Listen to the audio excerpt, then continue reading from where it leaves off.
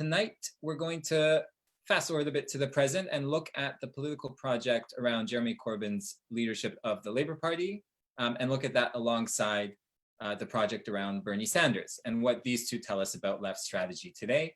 And we're very lucky to be joined by Meagan Day, author of Bigger Than Bernie from the USA. Hi, Meagan. In the final session 2 weeks from now, we're going to bring things right up to the very present moment and also talk about the coronavirus crisis with Leo, Sam Gindin, and Christine Berry. As you probably know, this series is hosted by The World Transformed and Verso Books. We will be running these calls every other Thursday night at 8 p.m. with the last one in 2 weeks. So remember to keep this time free and tune in. And I think we currently have over 120 people on the call, which is really amazing. And people have been also watching these after the fact. So thanks everyone for joining us now and later. My name is Michal. And I'm Kyla. Okay, so in the last few months, we've seen the entirety of the left in the UK and the US throw all of its energies into electoral campaigns to elect socialist candidates. So Corbyn as head of the Labour government in the UK and Sanders to the Democratic nomination, both of which were ultimately defeated. Since then, we've had endless postmortems about what went wrong, whether it was Brexit, the Red Wall, identity politics, battles with the right wing of the Labour Party, the Democratic establishment. So in this session, we're not going to directly address these issues. We're going to look a little bit deeper at more generally what the Corbyn and Sanders campaigns can tell us about the role of electoral politics in building the left and working class movements. So what kind of left strategy are we adopting when we take on electoral campaigns? And as we mentioned at the outset, we're really lucky to be joined by Meagan Day. In this conversation, Meagan is a staff writer at Jacobin magazine, the author with Micah Utrecht of Bigger Than Bernie from Verso Books, and an activist with the Los Angeles chapter of the Democratic Socialists of America, the DSA. So we're very excited to have her join us from across an ocean and a continent. Good morning. Leo Panitch, who's been on this series from the beginning, is Emeritus Professor of Political Science at York University and the author of, I have a long list of books here, we'll just say numerous books. We're gonna go and do the same thing as we did last time. We're going to run this webinar as a long Q&A session. So we're going to spend about the first 30 minutes on our initial questions with Leo and Meagan. And then after that, once again, we really hope you'll do the work for us, make this a collective project. So when questions come up for you, anytime as the speakers are speaking now, before they've even said a word, please post them in the chat. We'll be watching the questions as they arrive, and we'll try our best to include and work them into discussion as much as we can. And we'll get started right away. And actually, I'm going to ask the first question. I have a question that's for both Meagan and Leo. And in a way, it comes out of our last session, which, we ended with the triumph of Blairism in the UK. In the US, in many ways, was mirrored by, the DLC, the Atari Democrats, sort of triumphing Clintonism taking over the Democratic Party. And if you talked to most people on the left, I think even just, 5 years ago, maybe, you would probably have heard that electoral politics was a dead end.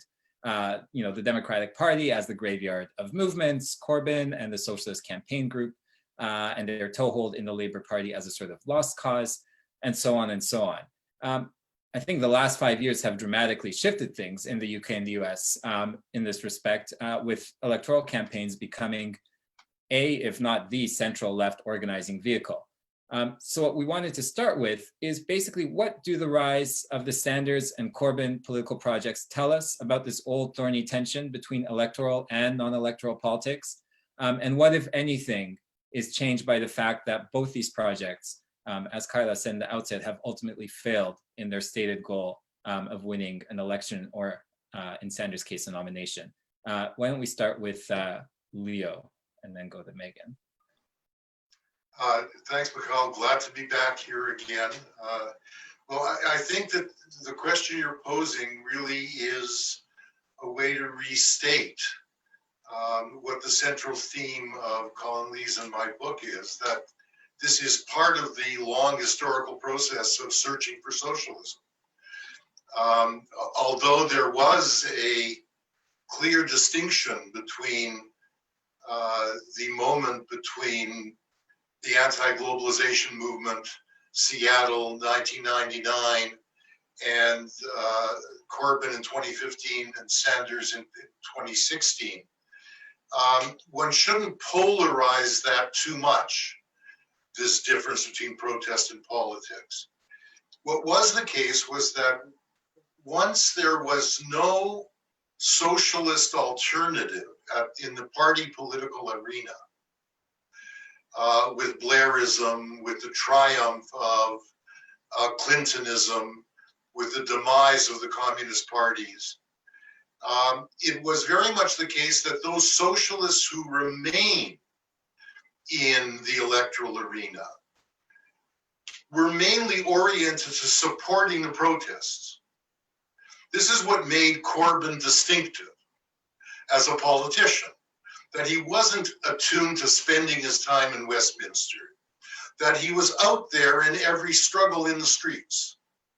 And when the struggle in the streets did lead to some avenues for pressure on the state, which wasn't always the case, but when it did, it would be he or John McDonnell, other people in the campaign group, who would rent rooms in Parliament where people would come and make their representation. And I think either Corbyn or McDonnell said at one point that they felt that their main task was to try to get spaces in Parliament for movement activists to come in and make a case inside the state. What happened rather suddenly, and it was a reflection of the spontaneity of the movements, I think, was that with the emergence of Corbyn and Sanders as campaigning as socialists inside those parties, the frustrations that were fed by protesters in terms of not bringing about change, and the recognition on the part of people in protest movements that people were running for positions who were supporters of those movements, led to them spontaneously, I think, flocking into the party political arena. In a sense, the same thing happened with Syriza. Syriza made its distinctive move in 2008 by being the party which supported the student strikes in Greece that year. This was seen as a heinous crime on the part even of the Communist Party, who treated the student protests as the Jean Provocateur from the security state. They showed themselves as distinctive by coming out in support of the movements. And then suddenly, out of the blue, Syriza was a party with less than 10% of the vote, but when, in the run-up to the 2012 election, Tsipras said in a television debate, "We'll form a coalition with anyone to get into the state and stop the bleeding." I think the frustration of people in Syntagma Square with not being able to actually change the politics of austerity led them spontaneously to flow behind Syriza in the 2012 election. And that changed the whole calculation. What it suddenly meant, and this was the case with Labour and with the Democrats by 2015, 2016, was that there was a socialist, anti-capitalist alternative electorally. And as soon as there was that, it led the protesters to join the electoral arena. It was the absence of that, I think, that was present before. Now, I'll just end with this. They've been defeated, if you like, in the expectation that socialists would form a government. Both the Corbyn and the Sanders movements have been defeated in that respect. But perhaps that should not have been the main objective. The main objective should have been to create a socialist presence again in the political arena, broadly defined. And insofar as these developments help to define the movements explicitly as socialist, to bring together again protest and politics, rather than to have them divorced. As you said, people saying politics is a dead end, right? Or people saying movements don't go anywhere. The key thing is to create the kind of politics where they feed off each other. And the whole point of getting elected is to continue to be organizers of campaigns, continue to mobilize people. As Meagan says in her marvelous book that you mentioned, Sanders called himself at one point the organizer in chief. Corbyn in 2017, right after the election, went to the Labour Party conference and said, the crucial thing is for us not to get stuck in Westminster, but to be out there where real politics is, across the country in the streets. He lost that perspective and dynamic in the face of the Brexit crisis. But their orientation reflected a new kind of politics. And I think that's changed, or should have changed, both the movements and the parties. Thanks, Leo. And I was actually just going to use that very same line of organizer in chief in asking Meagan how that what that tension looks like from her vantage point and from the U.S. Well, that was a great answer, Leo. And to build off of that a little bit, I think that if we had drawn up, by we I mean socialists, if we had drawn up a blueprint for how it would have gone to arrive at the point where we have a self-identified democratic socialist running for president of the United States, it would have looked quite different from what actually transpired. So we would have preferred to, for example, have an independent mass working class party. We would have preferred for that party to be integrated into the working class and have strong relationships with trade unions, which ideally would have representation in the United States above 10%, and not only be strong, but also, you know, militant and left-wing socialist, ideally, and integrated again with this hypothetical party. We would have preferred for this party to have strong relationships with the movements in the streets, and we would also have preferred for it to have already elected representatives from those movements all the way, you know, sort of up and down the ballot, culminating in the point when we felt that we had significant power and the ability to actually install a left government, right? And that would have roots in that sort of pyramid-like structure that I described. That is absolutely not what has transpired in the United States. On the contrary, you know, decades of political marginalization yielded sort of the neoliberal ascent, sort of unimpeded, which itself caused, you know, massive crisis in 2008, which led to a kind of politically inchoate restlessness, a sort of appetite for transformation that really could have gone in a number of different directions, and indeed did go in a number of different political directions after 2008. It went into sort of protest movements on the left, starting with Occupy Wall Street, also manifesting in Black Lives Matter. And on the right, crucially, it also found manifestation in the right-wing populist formation, the Tea Party, which itself found electoral expression before the left did. So really what we ended up with was a situation where the people were hungry for change. The right wing was getting its act together in being able to capitalize on that. And luckily, we happen to have in the United States a senator, which is sort of a prerequisite. You have to be a senator or a governor, right, to run for president. A senator who was around back the last time that we had like an organized left in the United States and managed to stay politically consistent, managed to get himself into a position of sort of general credibility to be able to run for president, and was able to provide leadership for an electoral expression of this sort of like not automatically, as Leo says, electoral kind of energy that was swirling around. And once he started to run for president, I think it surprised him as much as anybody else that he garnered so much support. It seemed like he had thrown his hat in the ring almost as a protest candidacy, because it was just a sort of deeply embarrassing to watch the election proceed with Hillary Clinton receiving the sort of coronation from the Democratic Party establishment without any sort of challenger, right?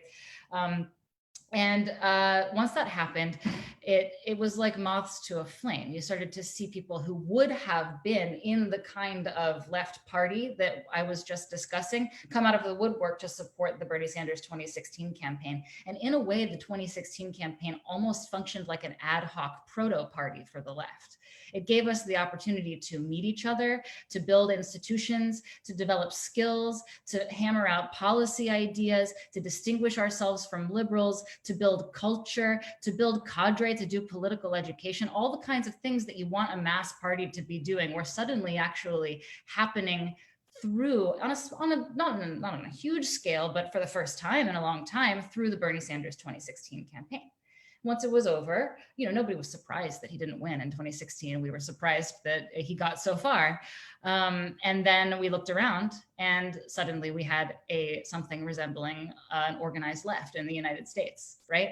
And this allowed us in the intervening years to, especially through organs like the Democratic Socialists of America, engage in non-electoral and electoral politics at the same time, all throughout the intervening years. And we built up our organizational infrastructure. We did a lot of political education. We sort of developed cadre, and then we went into 2020 with a deeper bench than we had before. And so, of course, Bernie Sanders didn't win. I, for one, am not terribly surprised that he didn't win. If I had to bet, I would have said that he wouldn't have won, right? Precisely because we were up against a highly organized opposition without much organization of our own, with nascent organization of our own. But there are some people, I think, who want to look at Bernie Sanders' loss, as I'm sure there are in the UK with Corbyn, and say, aha, the experiment in turning from protest to politics has failed. Electoralism is a dead end. We have to go back to where we were before. On the contrary, no. I mean, I think that it's quite obvious that while Bernie Sanders lost, the 5-year-long Bernie Sanders experiment did not fail. It actually led to a revitalized and renewed American left, and specifically an institutional American left.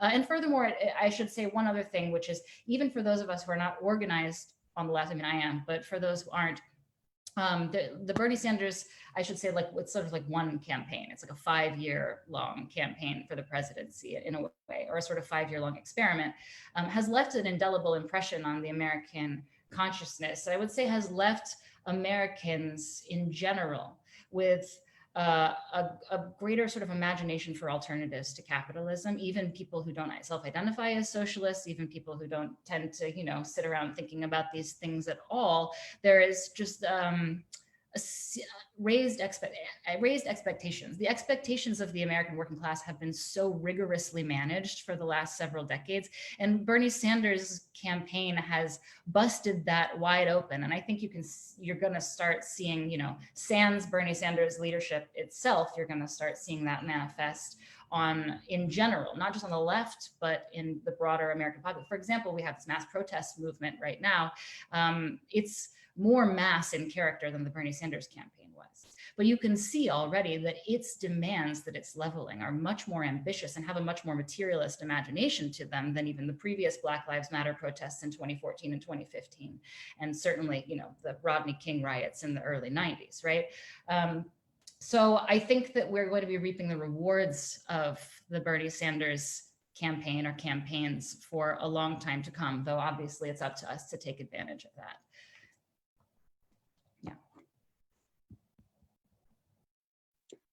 Thanks, Megan. I thought you put that really well. And so my next question, I think, really picks up on that. This kind of idea of how, the Corbyn and Sanders campaigns both kind of sprung out at a time when really it seemed that working class movements were at an all-time low. Leo quotes Andrew Murray as these movements that were kind of class-focused but not class-rooted movements. And as Megan says, in that context, the most appropriate strategy you would think would be this kind of pyramid type model of kind of like doing base building first, working level of CRPs, union organizing, building together campaigns, running local candidates, and then aiming higher. But then, what actually ended up happening was that, these huge, bold, powerful national leadership campaigns have galvanized hundreds of thousands of people. But at the same time, we didn't necessarily have that groundwork in place when these campaigns came up. So in Leo, in your book, you say that this there were lots of advantages to this, but it also left us quite vulnerable. So can you explain a little bit more what you mean by class-focused versus class-rooted movements? And what are the limits of trying to run socialist campaigns without first having this organized mass base? And what are the other opportunities that offers? I think, again, it's part of the process of searching for socialism, which is not something that you figure out ahead of time, but it emerges out of the way historical struggles actually happen. Andrew Murray, who's chief of staff of Unite, Britain's largest union, and the leader of the anti-war campaign, one of the great leaders of the anti-war campaign in Britain, Stop the War Coalition, etc. He was making that point really about Occupy. It was a piece in Jacobin where he said that. And he was making the point about Occupy, that it is class focused 99-1, and put a class map back on the agenda. It changed political discourse with that class language. It was a very crude class map, but at least it was a class map again for politics. But it wasn't class rooted. Yet in a certain way, for all of my unhappiness with the anarchist orientation of a lot of Occupy politics, which I didn't think was building a sustainable struggle.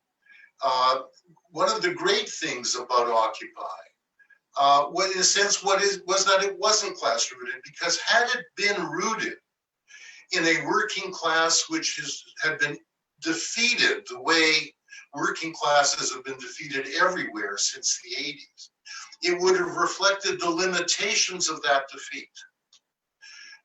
The fact is that these parallel movements have been going on, whereby the institutional structures of the labor movement have continued to atrophy, even while these exciting developments have taken place on the streets and in the parties that originally came to represent those movements.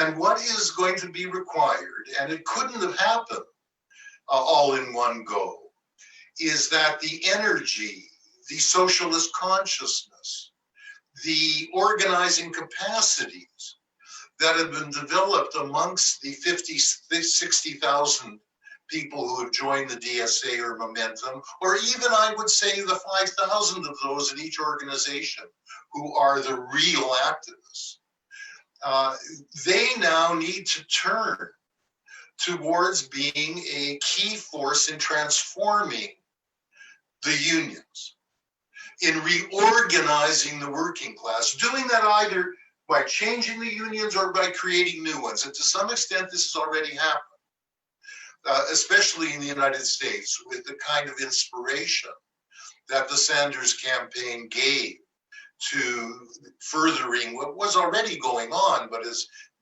much developed after 2016.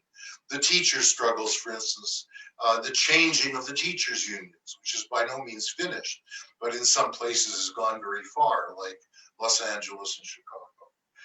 In the UK, it has to be said that Corbyn could not have been elected without the emergence of a socialist leadership in the unions, really at the beginning of the 20th century, in response to the disappointments with Blairism. By 2001, 2002, this was happening. These leaders were supporting the Stop the War Coalition. They were supporting the anti-austerity struggles. They were crucial to getting Corbyn elected, especially McCluskey from Unite. That said, they have proved unable to transform their own organizations into dynamic working class organizations. And it's now going to require them being open to the new activists to go into those organizations or to go around them and to become class organizers, to learn how to do that, to get support from socialists in the labor movement to do it. That is the next crucial step. Because what you discover as soon as you as a socialist try to work inside a social democratic party like the Labour Party, and heaven knows inside the Democratic Party, is that the first barrier you will encounter to being successful as a socialist is inside those parties. That's where the first line of capitalist defense is, right? In order to be able to overcome that, you need to change the labor movements. Those parties are dependent on working class votes. To a significant extent, they're still dependent on trade union funds and organizers on election day. In order to be able to change those parties, you need to be able to change the labor movements, to reorganize the class. And if that means that those parties break up as a result of successes in doing this, then it's going to require socialists taking the working class organizations with them into new political formations, or at least leaving the representatives of the bourgeoisie inside those parties, which dominate those parties, without an organizational structure rooted in the working class. Thanks, Leo. Megan, we've got questions coming up which are quite similar to that, but is there anything you'd like to add for now? Yeah, I want to actually sort of explain some stuff that's happening in the United States, because I think some of it's quite heartening on this front. I mean, Leo's completely right. And I really like this formulation of being class focused, but not class rooted. It seems like we've taken care of, number one, and now we need to move on to number two. And honestly, it's no small feat to actually introduce into American politics and British politics sort of an orientation toward class again. But that is very different from an organic mass working class movement that itself is focused on class, right?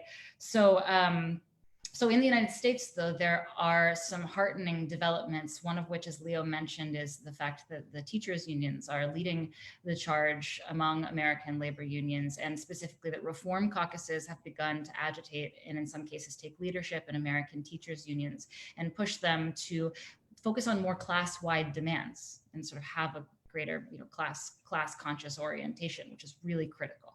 So especially because being a teacher is the #1 profession in the United States, right?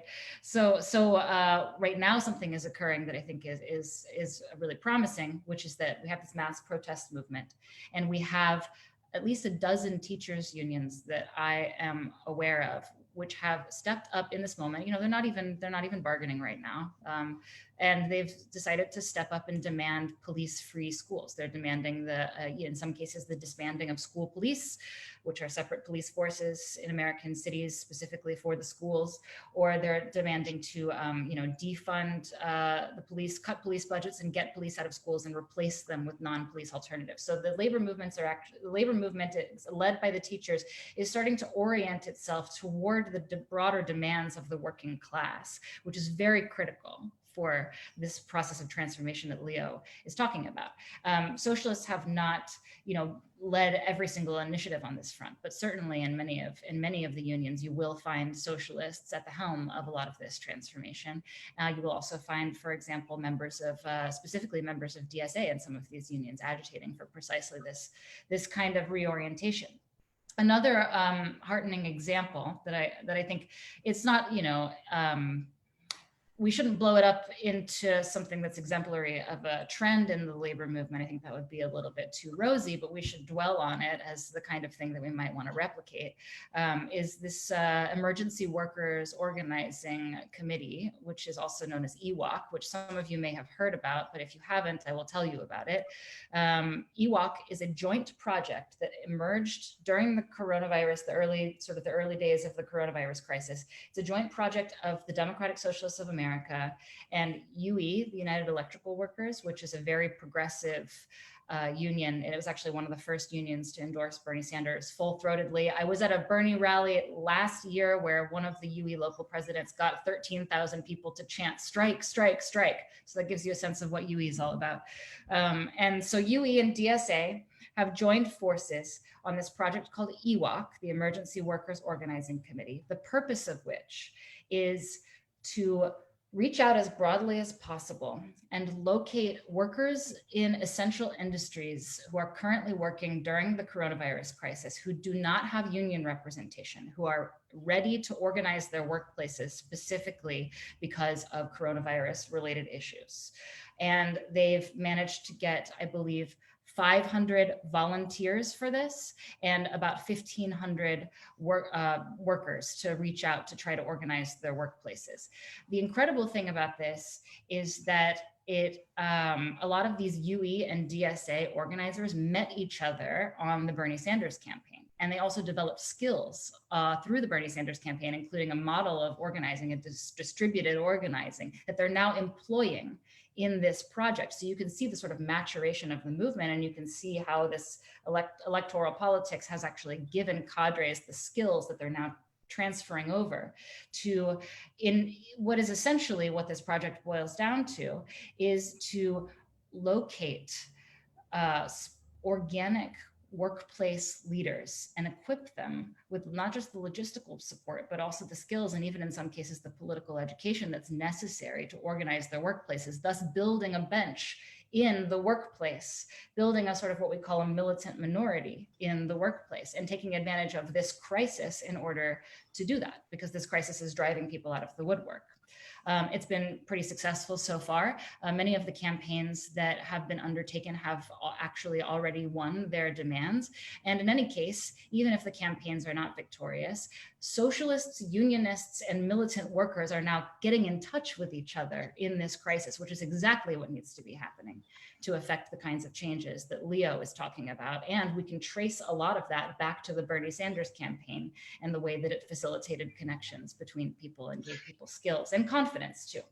And lastly, I will say that another heartening development is that in DSA, we passed a resolution to orient ourselves toward the labor movement in a particular manner, which is the rank and file strategy. Some of you may have heard of it and some of you may not have, but essentially it's a bit more complicated than this, but to boil it down, it basically says that rank and file power is the source of union power, and socialists should be oriented toward making connections with and in the rank and file of workplaces, instead of merely sort of acting as coalition partners to union leadership, though of course many union leaders are wonderful and we must act as coalition partners to them in excellent endeavors, right?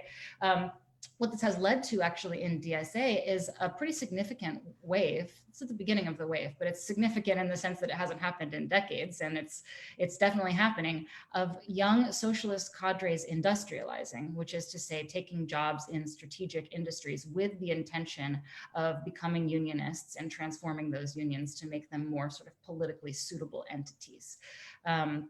And there's a lot of study that's going into this. This is not sort of like half-assed, like, revolutionary adventurism. There's some serious political education that's going into preparing people to actually take lifetime jobs, which they will be good at, ideally, and something that they will actually enjoy, because it is for the rest of your life.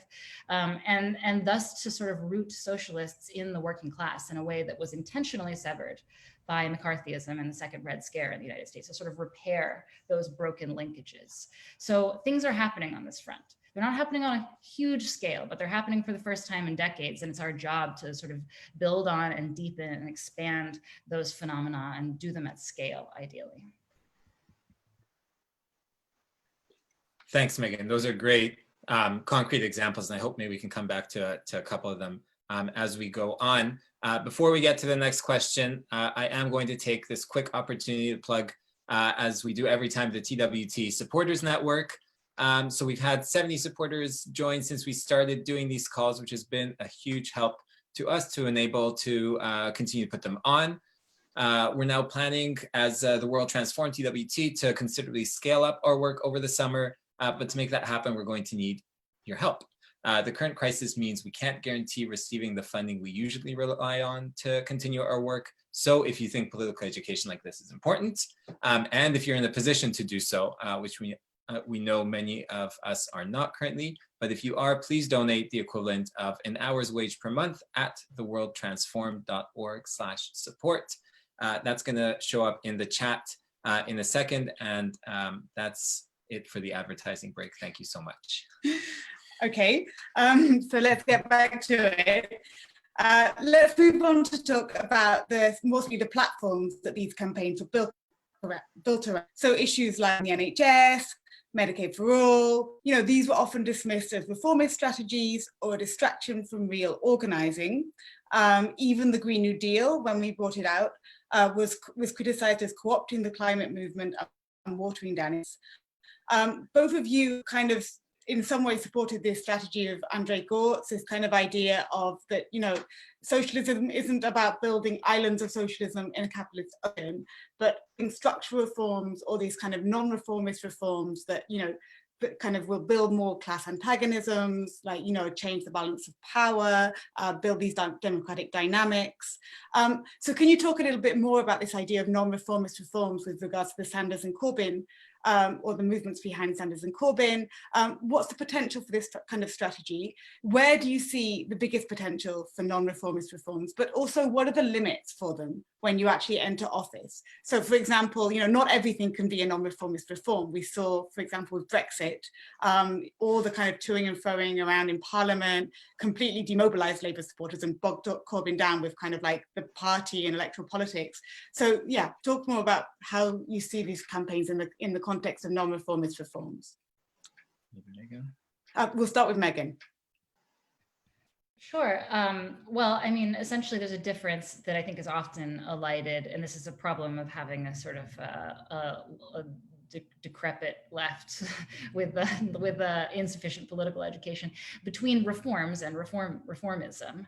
Accusations of reformism are sort of everywhere you turn, and some of them are accurate and some of them are inaccurate. But reformism essentially refers to this idea, sort of like creating islands of socialism in a sea of capitalism. Or the way that I sort of tend to think of it is this sort of conception that you will stack reforms on top of each other until you get to like a bearable society, right?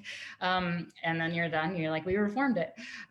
So that's not what, but obviously that's not what all reforms are oriented toward. In fact, the struggle for reforms is absolutely critical, because otherwise, how would you ever inspire anybody to get off their ass and do anything for their own self-interest? You would only end up inspiring people who were playing out a sort of fantasy scenario of being revolutionaries in their head if you didn't actually attempt to institute reforms that would transform people's lives in a real material way. So reforms are critical. Obviously, this is knowledge that was available to revolutionary socialists up to a certain point, and then it seemed to become unavailable to them somehow. But Rosa Luxemburg obviously would say the same thing. And Marx's organization, the International Working Men's Association, went all in on the 8-hour workday. That is far less than what Marx himself advocated, which is the abolition of wage labor, obviously. But the 8-hour workday was supposed to be something that was ambitious enough to inspire people and make them think outside of the sort of ordinary strictures of what kind of piecemeal changes they might expect, but not so ambitious that it would lose credibility. I mean, you could actually win it. You could win it if you fought for it. And the idea was that in the struggle for something like the 8-hour day, something that would genuinely transform working people's lives, that people would discover their own capacity. And they would develop their own capacities for further struggle, for democratic decision making, that they would develop class consciousness, that they would develop skills and relationships with each other and build institutions. And that is precisely what happened in the struggle for the 8-hour day, particularly in the United States, but also elsewhere. It led to a higher degree of class struggle. Right. So this is the kind of approach to reforms that I think is necessary for socialists to affect. And importantly, it's not just about how you go about winning reforms, but it's also about identifying reforms that, if one, will modify the balance of power between workers and capitalists. So the 8-hour day is an example, because previously it was just work until you literally can't work anymore, and obviously there's no time for organizing if that's the case. So it was conceived of as if you were to win at the 8-hour day, you would actually modify the balance of power somewhat between workers and capitalists. But I think an even better example of a non-reformist reform, or a structural reform, which is a phrase that Gores also uses, is Medicare for all in the United States, which is the attempt to cover everybody with medical insurance that's provided publicly and publicly financed. And obviously this would just help people live better lives. That's why it's inspiring to working class people who are not already radicalized. But additionally, if one thing that it can do is make workers less afraid to lose their jobs. because if your insurance is tethered to employment, you become cowed and you become submissive. So the idea is to empower workers through winning this demand.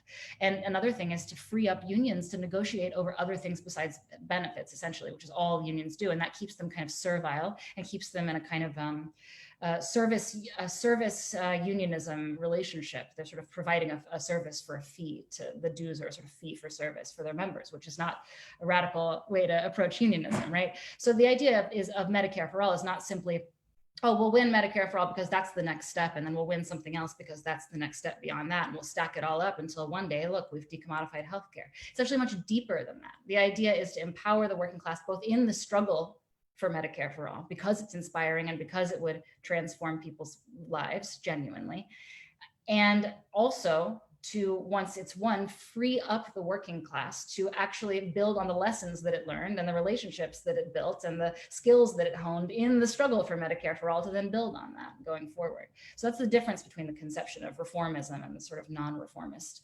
reform approach. I'm sure Leo can add to that, because I learned a lot of that from Leo.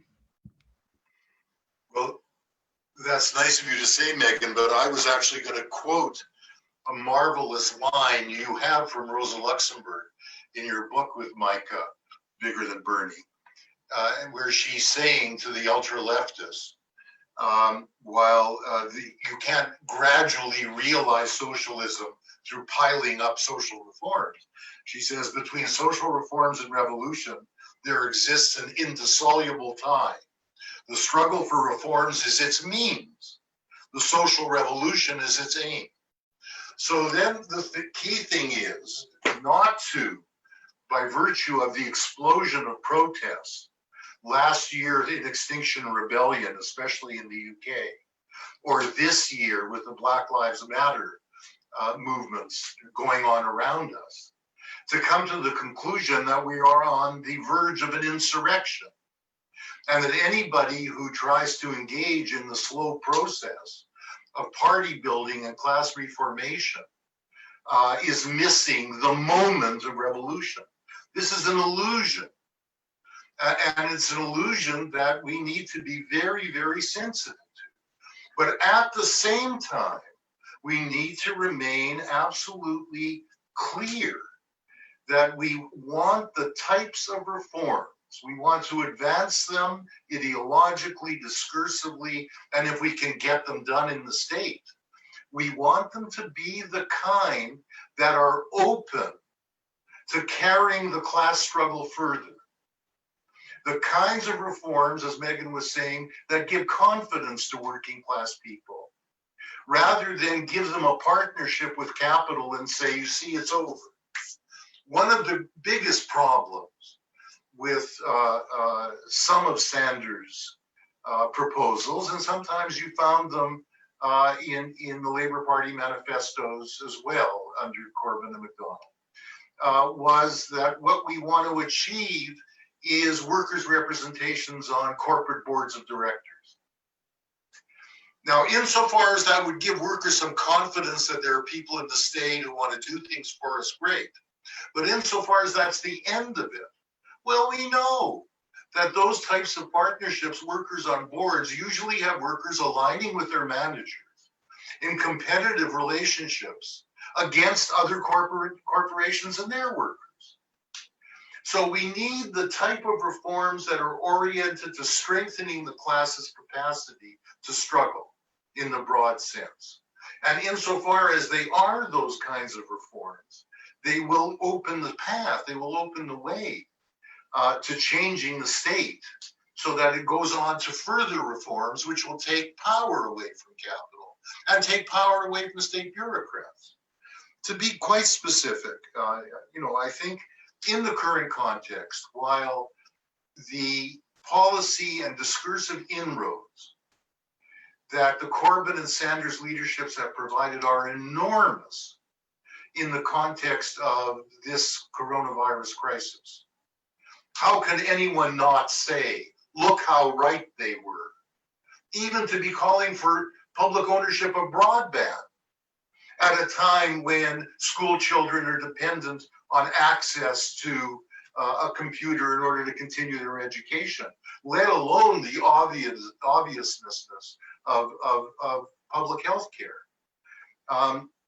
So there's a tremendous opening now by virtue of this coronavirus crisis, but we need to go far beyond this to say, look, we need a public health system, not simply universal health care, but the kind of public health system, as a tremendous article by Rollins in Tribune puts it, this in the last issue of Tribune, where we don't have the appalling development that we see, whereby it is people in nursing homes who are in the majority dying. Why are they in the majority dying?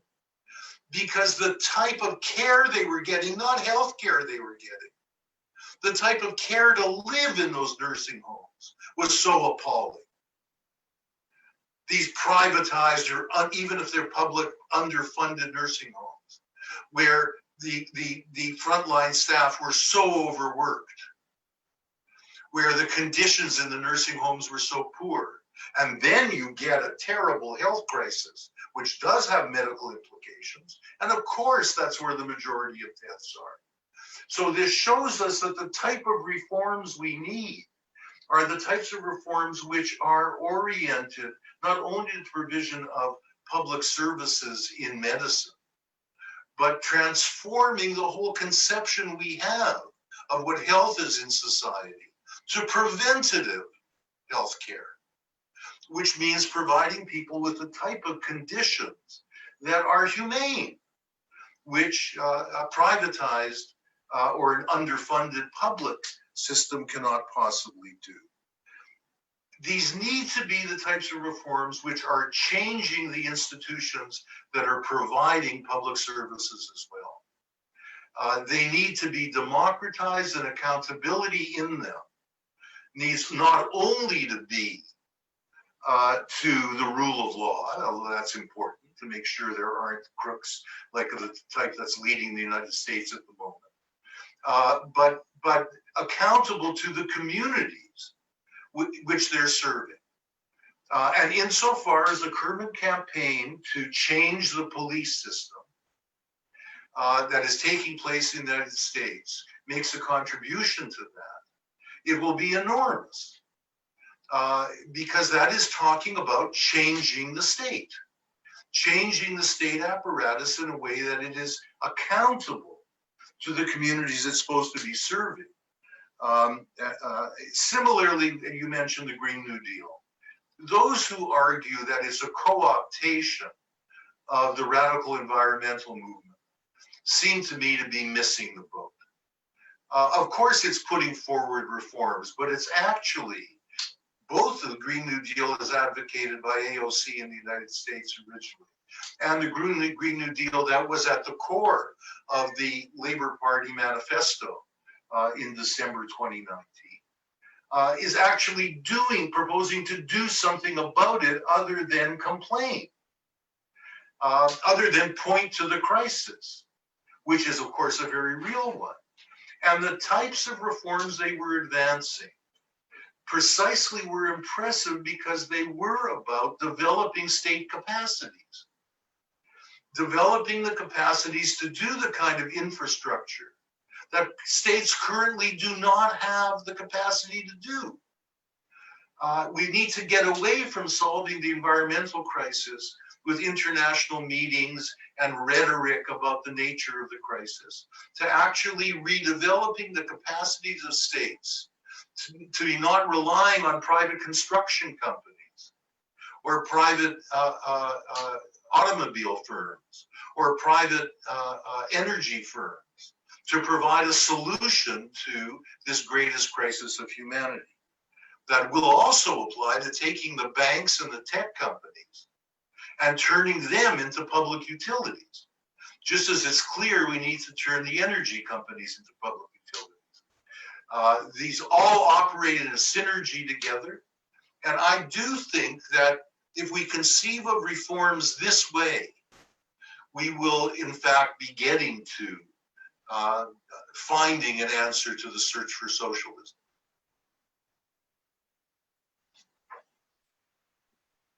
Okay, so there's been a lot. Thank you. There was lots in there that we can pull on. I have one more question for myself, but then there's been a lot of chatter in the chat about UBI, both pro and con. And actually, I think I'm certainly curious, and I'm sure a lot of people listening would be curious just to see where you would situate that specific reform or that specific sort of idea in the context of this sort of, reformist versus non-reformist reforms, and, especially the way it's being taken up now in the context of the coronavirus crisis as a way of dealing with sort of mass unemployment and sort of people and a form of sort of income support that could then be generalized.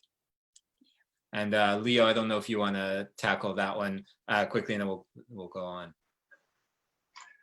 Well, there's nothing wrong with the state providing benefits to people, and if that's a way of doing that, that's fine. The danger is a universal basic income, which has the effect of undermining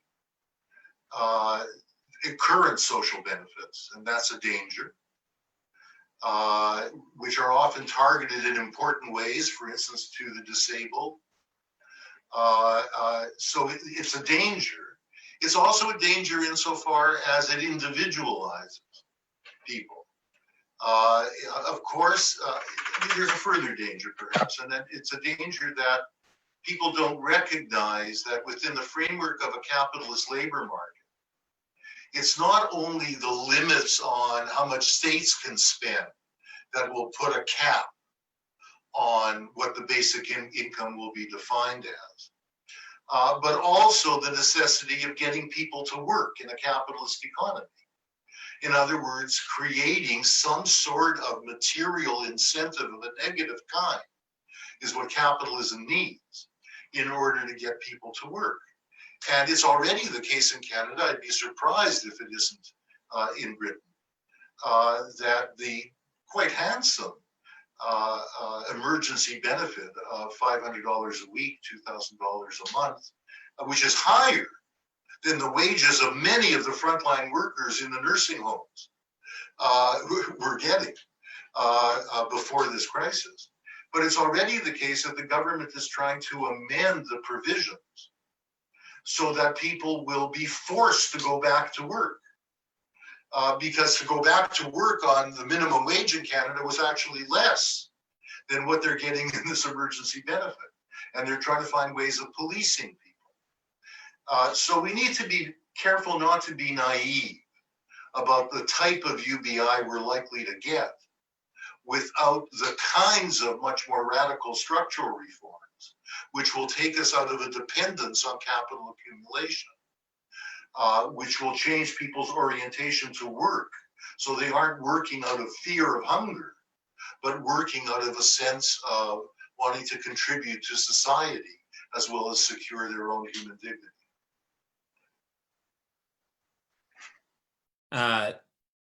Thanks, Leo. And yeah, it's interesting to mention that benefit in Canada. I mean, in the United States, the addition to unemployment benefits is also, I think, $600 a week on top of the regular UI benefits, although that I'm sure will run out soon. Meagan, I want to start with you with this. We'll make this the last question, and we'll start with Meagan. I want to wrap also as many things that we've seen in the chat and sort of things that are, bring things really up to the present with this one. I mean, we've talked about the reforms and the policy ideas behind Corbyn and Sanders. I want to finish with some of the institutions that they're leaving behind. So, we have Momentum in the UK, the DSA in the US, which of course predates the Sanders campaign, but has seen a huge explosion in membership since that campaign. In a way, is a totally new organization now than it was pre the Sanders campaign. In some ways, these organizations are very similar. They have this dynamic young base. They've seen explosive growth, very impressive ground campaigning, and attempts to integrate into sort of broader movement politics. At the same time, they face, very different institutional contexts. The Democratic Party is not really a political party in any recognizable sense, especially recognizable, in most other places in the world. While Labor, for all its flaws, is still a mass membership organization. And at the same time, both of these institutions have been criticized for placing too much emphasis on the electoral sphere. I wanted to ask you how, given all of this and given the fact that, again, we're at a point where these campaigns have effectively ended, the Corbyn project and the Sanders one, how can these left institutions best take advantage of this political moment that we're in right now? What are the challenges and the opportunities they face? And I think I would specifically love to hear about how they are relating and what the challenges and opportunities are to the mass sort of protests that have broken out in not just in the United States, but I mean, starting in the United States around Black Lives Matter, around police brutality, and around these demands. So how is that sort of newly organized left relating to this political moment, and what are the challenges and opportunities there? Well, it's so like it's happening right now. So it's so hard to sum up how DSA is relating to the movement. I mean, it's different city by city. A lot of it has to do with how good of a job an individual DSA chapter has done rooting itself in the activist layer of the working class of a given city over the last several years. And so in cities where that's been relatively effective, then DSA has been successful in being able to co-lead some of these marches and being able to craft the demands that are being placed on the state, and so on. In cities where it's not been effective, I've noticed that DSA chapters have been somewhat recessive, because this is, it's a Black-led movement, and most DSA members are white, and so I think that it occurs to people that they ought to sort of hang back, and they also don't have the relationships already to tap into if they didn't want to hang back. So it varies city by city. I would say that I don't know. I can't say for certain how true this is, because I haven't done a broad survey. We'll have to see after all this is over, right? But I think that the chapter that probably is doing the best job being integrated, at least of the very large chapters, is probably going to be the Chicago chapter. And that's an interesting case study for a number of reasons. One, the Chicago chapter of DSA has done a very good job building relationships already with other organizations. It hasn't been kind of sectarian or self-important. It's built relationships over many years, and it's tapping into those now. It's built up goodwill also to be able to co-lead marches with organizations that have a much higher percentage of people of color members. So that's really important. And another thing about the Chicago chapter that I think is instructive is that in Chicago, they elected 6 DSA members to their city council, which means that 12% of the Chicago City Council is DSA members. And so that helped them build relationships with the other groups that were backing those campaigns, which they're tapping into now, which is good. And B, those representatives themselves have been using their office as a sort of tribune for the sort of the ideal DSA version of the demands. So they're pushing the 6 Chicago socialists are pushing the demand to defund the police and invest in social services that should have been there all along, and including a kind of socialist analysis as they push that demand, while also foregrounding racism and racist police brutality in Chicago. They published an op-ed together that was on the front page of the Chicago Sun-Times. And I even noticed that when the Chicago Teachers Union used the demand #defund the police on Twitter, they were tagging Chicago DSA, and that also the political opponents of the demand to defund the police were attributing it to DSA. So there's a kind of ownership over the defund the police demand, not an exclusive ownership, but I think a pretty impressive ownership over that demand that Chicago has been able to affect. Now, that said, that's not happening everywhere. There are chapters where I worry that DSA has been far too recessive and unable to actually find a foothold in the protests. protests that are happening. Some of that has to do with the fact that maybe the protests that are happening in those cities are not super highly organized to begin with. So it's hard to know how you would find a foothold. Some of it has to do with having bad blood with other organizations or just not having goodwill with other organizations and so on. So it's a challenge, and it's very interesting to see how it's playing out. But I have, this is to follow up on something I mentioned previously, that one of DSA's projects is EWOC, the Emergency Workers Organizing Committee. Well, they've meant initially to respond to workers who are developing a kind of organic militancy and desire to organize their coworkers because they've faced problems at work due to the pandemic. Well, they've switched gears now, and they're continuing to do that, but they're also including workers who are experiencing retaliation for protest-related activities at work, because a lot of workers, like at Starbucks, for a while, they said if you wore a Black Lives Matter shirt, you had to take it off, things like that. So again, sort of EWOC is becoming adaptable and trying to figure out how to incorporate this, respond to the needs of this moment and this movement. So it's a mixed bag. And I think that some DSA chapters are doing a great job. Some DSA chapters are struggling, and we'll have to see. I will say, though, that you asked to answer the second part of your question, which is how should we take advantage of this moment more generally. I think that obviously the DSA has to be extremely flexible and adaptable and figure out how to slot itself into this particular protest movement, but that also it needs to continue strategizing going forward beyond and incorporating and responding to the protest movements, for example, in its electoral work. So DSA needs to continue running candidates. And I think specifically that DSA needs to be running our own candidates. And what I mean by that is people who come from DSA.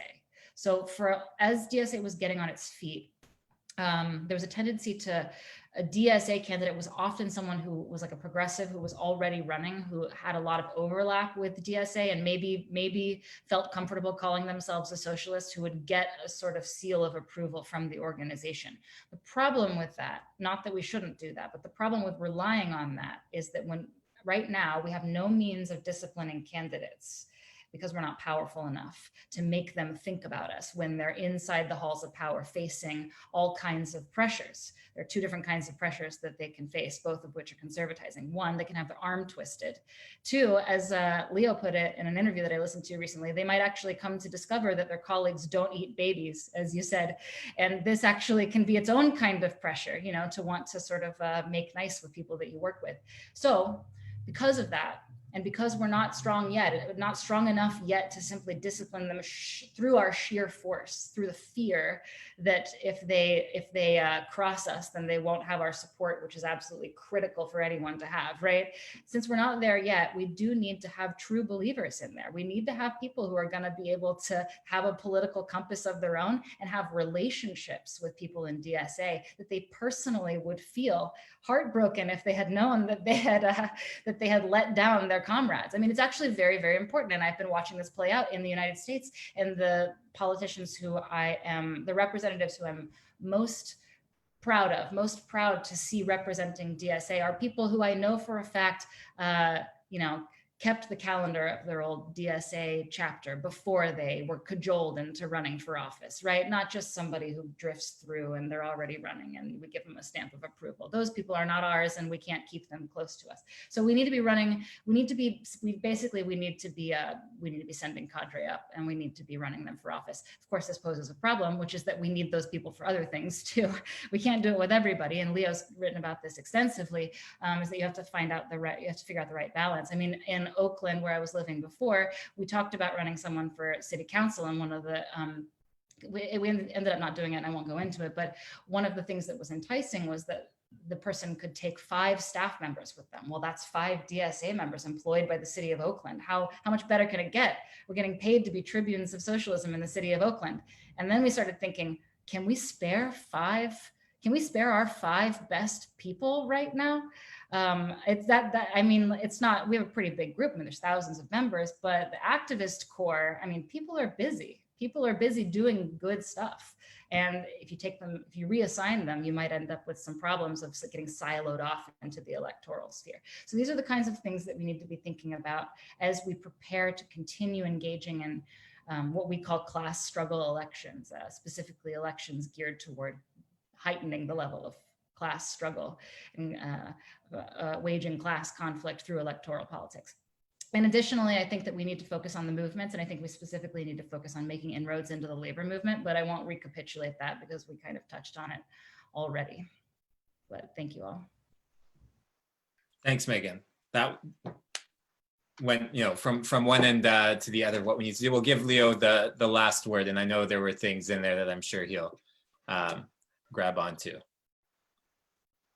Well, the first thing I'd want to say is that The World Transformed is a spin-off of Momentum. The type of breakthrough that was made in terms of socialist discussions, strategy, debates, and political education, which first occurred at Labour Party conferences when World Transformed emerged. It changed Labour Party conferences from being a trade fair, where firms would bring their goods in the hope that a Labour government would give them business. The World Transformed became an arena of cultural exchange and political education at party conferences. Well, what you're doing with this type of webinar, and you were already doing beforehand, was taking that out of the annual Labour Party conference alone and trying to do that in a general way in many communities across Britain through the course of the year. Insofar as this type of political education can continue to be developed by the DSA and by Momentum, and Momentum was largely not engaged in political education. One needs to recognize that outside of its terrific campaign videos, which were educational in themselves, it wasn't engaged in political education. So one needs to carry forward what the TWT has done, I think, in a really serious way. What I'd say, however, is that needs to be done not only vis-a-vis the membership of the Labour Party or activists in the communities.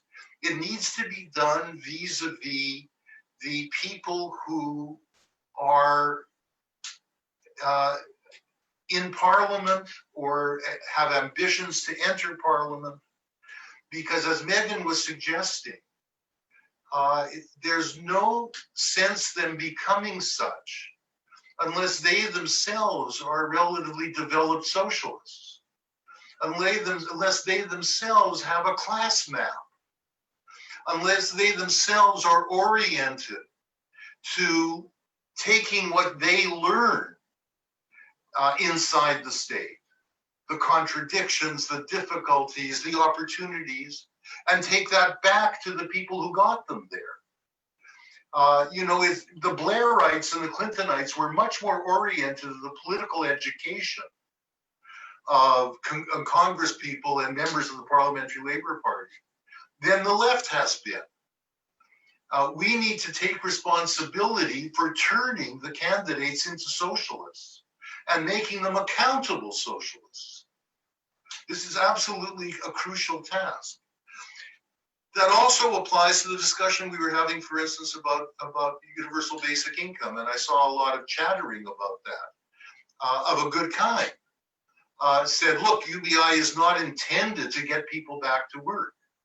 Well, the point is to have the type of political discussion about it that doesn't deny that, but that says, look, why is a capitalist state likely to adopt this? In what way is it likely to adopt it? It's going to adopt it in a way that doesn't undermine the capitalist labor market. So a UBI can be advanced, but it needs to be advanced in a way that lessens the chains of the capitalist labor market, that takes the dependence of the state on capital accumulation of multinational corporations away. So it becomes part of a socialist strategy, a structural reform.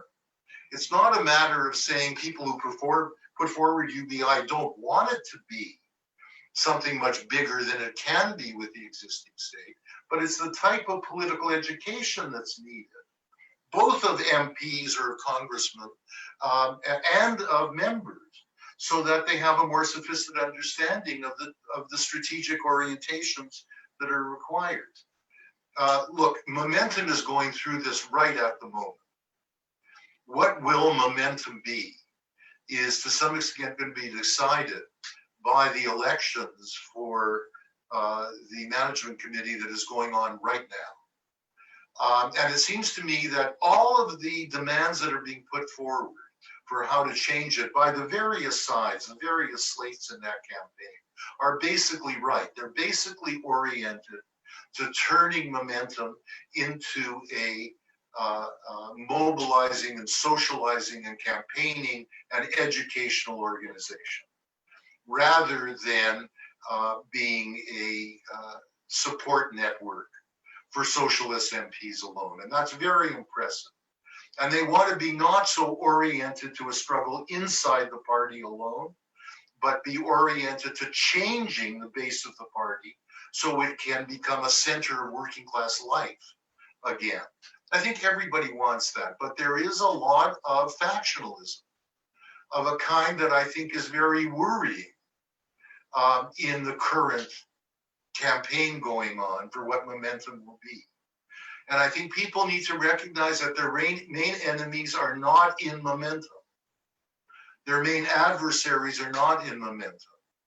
If we're going to go forward, the differences that exist in the DSA and momentum need to be treated in a comradely socialist way. I would hope under the kind of creative leadership that Meagan is giving to the DSA, or you guys are giving through the TWT. But really a lot hangs right now on whether momentum and the DSA with their 50, 60,000 members can continue to be major socialist forces in Britain and the United States. And other countries will take a lot of lessons from this. Really, a lot depends on this. And people need to walk very gingerly while being very ambitious. These are the largest political organizations of the socialist left in a very, very, very long time. Let's not blow it. Thanks, Leo, and thanks, Meagan. I think that's a really good note to finish it on. Just kind of, I really like this idea about talking about. Don't blow it. Don't blow it. I like the idea of this kind of, building the link between movements and elected officials, but also like building forms of democratic accountability between the two of them. And also that, we're in really dangerous times right now. And the way we tread from now on will really define like whether we're able to move forward going on.